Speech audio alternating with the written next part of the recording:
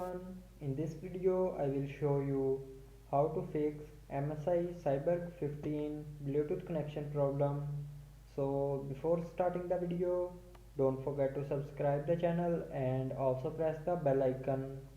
So let's start the video without wasting any time.